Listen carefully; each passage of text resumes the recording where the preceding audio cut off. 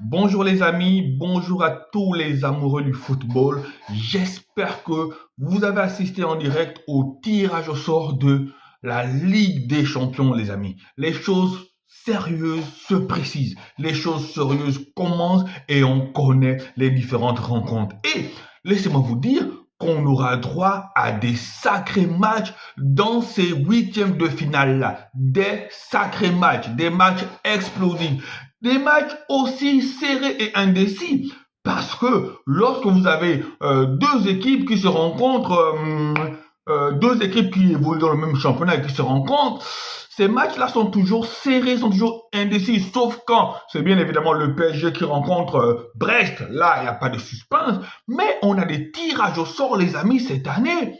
On va se régaler et bien malin qui nous dira qui va remporter ces matchs-là. Parce que lorsque vous avez deux équipes qui se croisent, là, ce n'est plus une histoire de talent, c'est une histoire de mental, c'est une histoire de résilience, c'est une histoire de tout ce que vous voulez. Alors, donc le tirage au sort a été effectué. Et avant de commencer la vidéo, je tiens à remercier les 700 personnes qui se sont abonnées à notre chaîne. C'est énorme, les amis. Merci pour ce petit geste-là. Et j'implore toutes ces personnes-là qui regardent les vidéos sans s'abonner de vous abonner, les amis. Nous, ça nous aide pour le référencement de la chaîne. N'hésitez pas aussi à commenter, à liker et à partager, les amis. Alors, après avoir commandé des abonnés pour le référencement de la chaîne, on va y aller, les amis. On a le premier tirage, Liverpool PSG, les amis. Liverpool PSG, alors que tout le monde attendait peut-être un PSG Barcelone qui aurait peut-être encore dû être un peu plus avantageux, peut-être plus abordable, peut-être moins ardu pour le PSG, mais finalement on a eu un Liverpool PSG.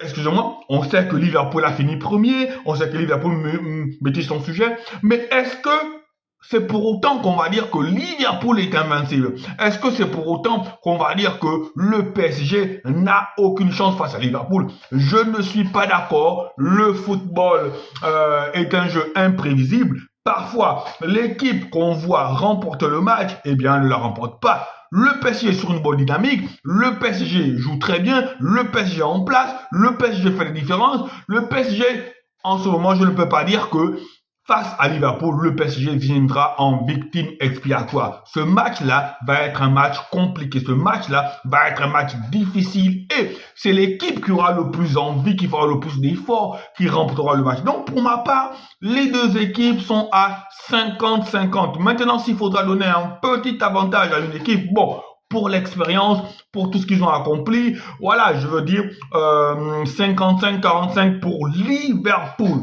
Et après, on passe au Real de Madrid, Atlético Madrid, les amis. Le derby de la ville de Madrid, ce n'est plus seulement sur le plan domestique. Le derby de la ville de Madrid se déplace même sur la scène européenne. Et rappelez-vous bien, on a déjà eu ce match en Ligue des Champions. C'était deux finales entre l'Atlético de Madrid et le Real de Madrid. Et les deux finales ont été remportées par le Real de Madrid. On avait vu dans ces finales-là des matchs d'anthologie, des matchs inoubliables où Karim Benzema sur le coin fait un double contact pour se débarrasser du joueur de l'Atlético Madrid et fait une passe à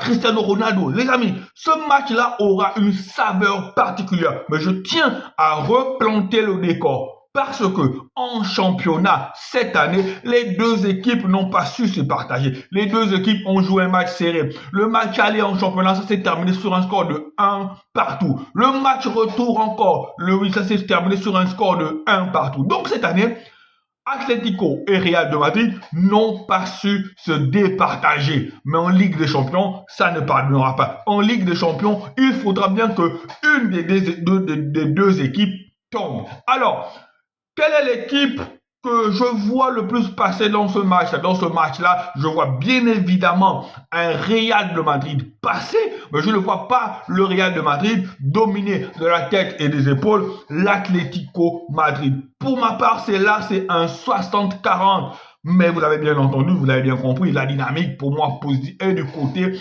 du Real de Madrid parce qu'on a le monstre Kylian Mbappé qui se réveille, on a toute l'équipe qui revient bien en place, les joueurs qui... Je pense que dans ce match-là, le Real Madrid va se qualifier, mais pas en dominant de la tête et des épaules l'Atlético Madrid. Après les amis, on a aussi le match Bayern de Munich, Bayern Leverkusen les amis. Là c'est typiquement une confrontation allemande. Ce match-là aussi, on l'a tant entendu en Bundesliga aussi, ce match-là s'est soldé par 2 matchs nuls. L'aller, Leverkusen a fait match nul contre le Bayern Munich. Au retour, Leverkusen a dominé mais n'a pas pu gagner. Ça s'est terminé aussi en match nul. En Coupe d'Allemagne, Leverkusen a éliminé le Bayern Munich. Et là, on a l'acte final, le Bayern contre le Bayern en Ligue des Champions. Qui va l'emporter? Pour ma part, là, ce derby-là, ce match-là, cette confrontation allemande est difficile à juger. Difficile à juger, et là, moi, je dirais 50-50. Même si, vu le nombre de trophées, oui, mais le football ne connaît pas l'histoire des clubs. Le football, c'est l'instant présent. C'est la hargne, c'est l'envie. Qu'est-ce que vous proposez? À ce jeu-là, je veux dire le Bayern. Pour moi, le Bayern va s'imposer, mais le Bayern ne va pas dominer d'une côte, peut-être de la tête et des épaules. Le Bayern va s'imposer, donc je donne 55-45 pour le Bayern. Mais attention à Leverkusen, elle a des joueurs qui peuvent faire exploser cette équipe du Bayern de Munich. Et après, on finit par FC Barcelone, Benfica, les amis. Pour moi, le FC Barcelone est tombé du côté du tableau le moins relevé parce que les 2 grosses équipes de ce côté-là, c'est qui? C'est le Bayern, c'est l'Inter de Milan. Voilà, donc si Leverkusen élimine. Mais pour moi, le FC Barcelone est tombé du côté le plus abordable parce que de ce côté-là, on a Benfica, on a Dortmund qui va jouer contre Monaco. Dortmund, c'est pas une photo de game, même si elle a joué la dernière finale. Donc on a Dortmund qui va jouer contre Monaco. On a On a Feyenoord qui va jouer contre l'Inter de Milan. Donc les grosses équipes de ce côté-là, c'est l'Inter de Milan, c'est le Bayern. Bon, on peut se mettre. Mais Dortmund, plutôt le FC Barcelone s'en sort bien et le FC Barcelone tombe contre Benfica. Rappelez-vous bien qu'en match de groupe, de championnat plutôt, on a déjà affronté ce Benfica-là. Et le match s'est soldé par un match d'anthologie dans lequel le Benfica menait 2-0, le Barça fait une remontada et le match s'est terminé à 5-4.